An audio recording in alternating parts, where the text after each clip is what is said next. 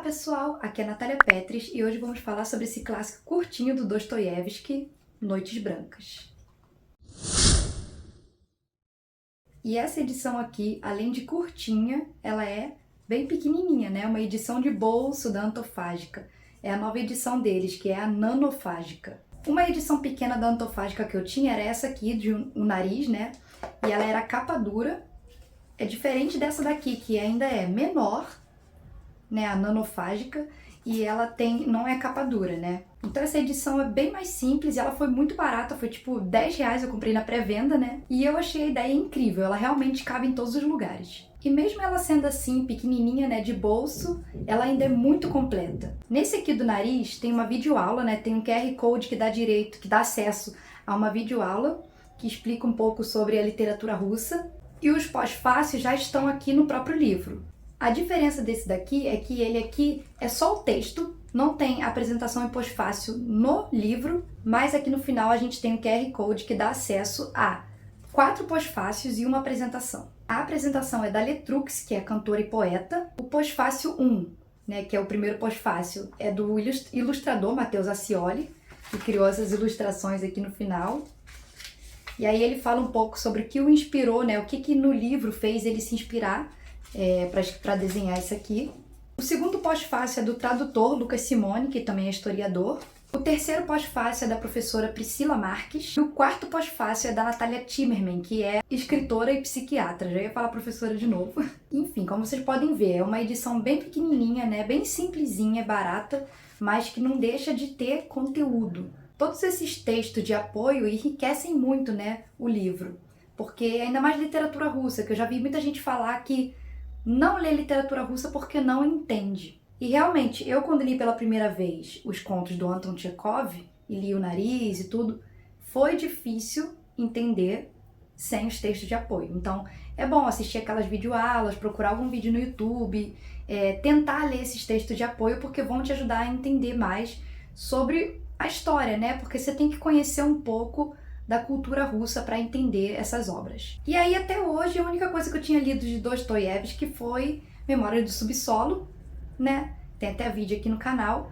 E aí, Noites Brancas já não tem nada a ver com aquele estilo lá do Memórias do Subsolo. Tenho mais dois ou três livros do Dostoiévski aqui, que é O Eterno Marido, e tem um outro da Editora 34 aqui, Os Irmãos Karamazov, uma coisa assim. O segundo contato com Dostoiévski, pelo que eu vi, esse é um dos romances que mais destoam do que ele escreveu na vida.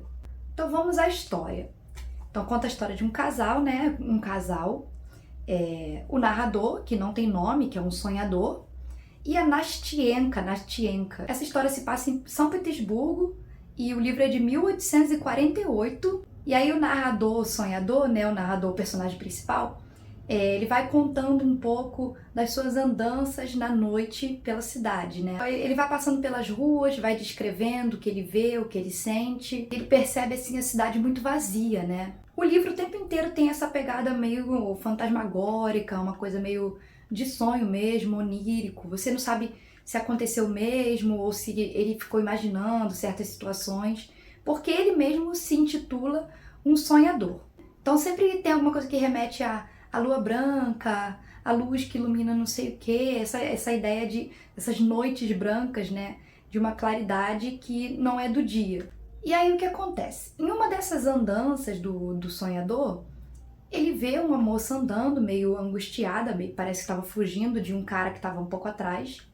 E aí ele resolve chegar perto para ajudar. Ele oferece ajuda, né? Fala, posso te acompanhar e tal, não sei o quê. E vê que ela tava meio triste, meio chorosa. E aí eles começam a conversar, sentam num banco de uma praça e começam a conversar. E aí ela agradece pela ajuda dele, né, por ele ter visto que ela tava passando por algum tipo de problema ali e tentou ajudar e tudo. E assim, eles são muito novos. Ele tem uns 23 anos e ela tem 17. O livro se passa em 4 noites e uma manhã. Então assim, na primeira noite que ele conhece ela, né, já ele começa a se abrir para ela e conta os seus sentimentos mais profundos, o que ele pensa quando ele vê as coisas, o que ele sente. Aí ele conta que ele é um sonhador. E assim, ele nem conhece ela direito, acabaram de se conhecer E ele começa a falar a vida toda dele pra ela. Aí ele fala que ele é um cara sozinho, que ele não tem ninguém, que ele vive nos sonhos dele e que o sonho é melhor do que a realidade.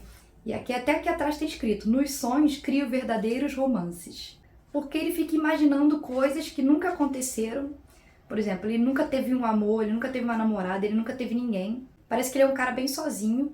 E aí ele fala sobre tudo que ele imaginou, possibilidades de encontrar alguém, de casar, de ter filho, e como ele se sente todas as noites estando sozinho. Aí eu fui lendo essa parte meio de cara maluco, cara esquisito, né? Se fosse ela, já teria fugido desse cara há muito tempo. Mas são épocas diferentes, né? São situações diferentes.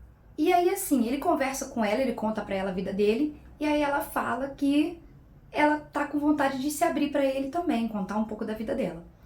E aí ela fala que vai fazer isso na segunda noite, se ele aparecer. E ele fica, ah, meu Deus, mas é você que não pode não aparecer, que não sei o quê. Ele fica com medo de ir até lá e ela não aparecer. Ele fica sonhando que ela aparece e tudo, fica imaginando cenários em que dá tudo certo, né? E aí é a segunda noite. Engraçado que eles não se encontram de dia, né? Eles se encontram à noite.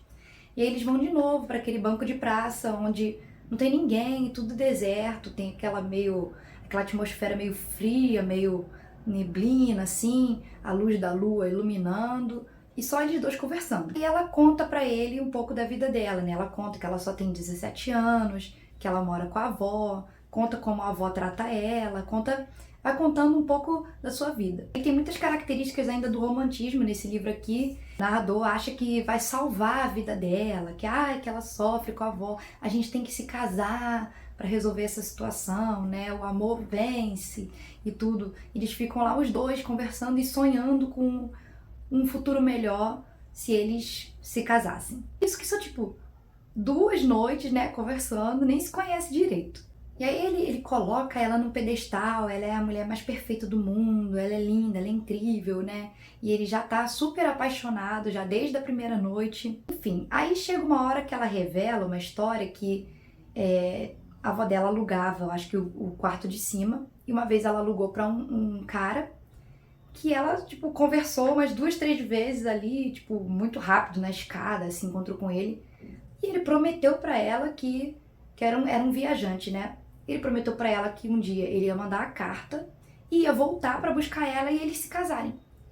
Mas parece que já tinha 2 anos que o cara foi embora e não enviou nenhuma carta, nem apareceu pra se casar com ela. Então ela estava angustiada com isso, ela estava muito triste, porque ela queria se casar e não morar mais com a avó, porque ela não gostava, né, de como a avó tratava ela. E aí o narrador começa a se sentir angustiado, porque ele achava que podia salvar a vida dela, né, fazer ela feliz, mas ele percebe que ela já ama outro homem. Só que, na verdade, ela mesma começa a duvidar desse amor por esse outro homem, porque já tem 2 anos que eles não se falam, não tem uma carta, não tem, né, o cara não vai lá. Então ela já começa também a se entregar um pouco pro narrador, ela começa a se apaixonar um pouco por ele. E aí eles marcam uma terceira noite. E já nessa terceira noite eles já estão mais assim envolvidos, né? Em nenhum momento toca em mão, não beija, não faz nada disso. Mas eles já estão assim fazendo planos, né? Começam a dizer, a gente pode se casar, a gente pode morar assim. Ele acha que vai salvar ela, né? Ele vai pedir a mão dela, eles vão viver felizes pra sempre, vão casar e tudo. E aí a história assim, é repleta de drama. Mas não fica um livro cansativo, porque é muito curto. Dá pra ler em um dia. Então não fica aquele drama cansativo de que eu quero casar, mas e se ele voltar? Aí ele fica com medo de, e se ela desistir, se ela não quiser mais ficar comigo, e se ela não me amar de verdade? Só que não perde muito tempo nisso, não. O livro assim, é bem objetivo, acaba muito rápido. Mas às vezes você fica com raiva do narrador sonhador. Às vezes fica com raiva dela também, só que ela assim, é bem mais nova, né? Ele já tem 23 anos e fica aquela coisa assim, e se ela não me amar? E se não sei o que? Às vezes me dava raiva. Ele fica assim, Nastienka, minha musa, meu coração vai explodir de não sei o que. Tem toda essa linguagem assim, mas você já tem que ir com a mente sabendo que é um livro de 1848. Além da questão cultural, né? De um encontro de 3, 4 noites, a pessoa já está planejando o casamento, porque não podiam ficar saindo, não podiam ficar beijando, encostando na mão, pegando na mão, ser vistos juntos, assim, numa praça, né? Uma menina nova com um cara de 23 anos. Tudo isso, assim, são coisas questões da época mesmo. E aí chega a quarta noite. Na quarta noite eles já estão com tudo arquitetado, então a gente já começam a planejar tudo. Então a gente vai fazer assim, vai fazer assado, a gente vai casar, a gente vai morar não sei onde, eu vou falar com a sua avó, ela vai falar, e aí eles resolvem que eles decidem ficar juntos. Só que, para grande tristeza do nosso narrador, nosso narrador sonhador, não é que o cara reaparece, o cara manda uma carta e o cara volta. Quando ele tava lá, ele achou que ia atingir finalmente a felicidade que ele sempre sonhou, né? A felicidade dos sonhos dele. Quando ele chegou tão perto de tocar naquela felicidade, ele encontrou o grande amor da vida dele. Ele já tava pra ficar com ela, né? Pedir ela em casamento. O cara reapareceu. Ele tava lá na quarta noite esperando por ela. E aí ela veio e o cara veio também, viu uma sombra de um cara chegando e tudo. E aí assim, será que ela escolheu continuar com ele, né? Já que eles já iam se casar, o outro cara ela não via há 2 anos e tudo. Ou será que ela escolheu voltar pro cara? Mesmo sem ver ele há 2 anos, mesmo sem ele ter dado notícia, né? Mesmo sem o cara não existir, né? Ela cresceu e nem sabe quem é esse cara. É isso que eu não vou dizer, né? Não vou dar spoiler pra vocês desse triângulo amoroso, né? O que ela fez no final, se ela fica com os dois, se ela ficou com um só, se ela realmente amava o sonhador, se ela realmente amava o outro cara, porque ela precisa tomar uma decisão, né? E aí depois dessas 4 noites que ele passa com ela, né, sonhando com um casamento, uma vida feliz, o dia já é uma outra coisa. Mas sobre esse triângulo, né, essa relação em que ela tá apaixonada por outro, mas também começa a se apaixonar por esse, o outro volta e ela precisa saber se ela ainda gosta dele ou se ela, né, ela precisa tomar essa decisão. Tinha um trecho muito legal no quarto pós-fácil da Natália. Ela fala o seguinte, eu vou até deixar aqui. Ela fala que ninguém é feliz de fato a não ser nos sonhos, porque a felicidade é uma coisa passageira.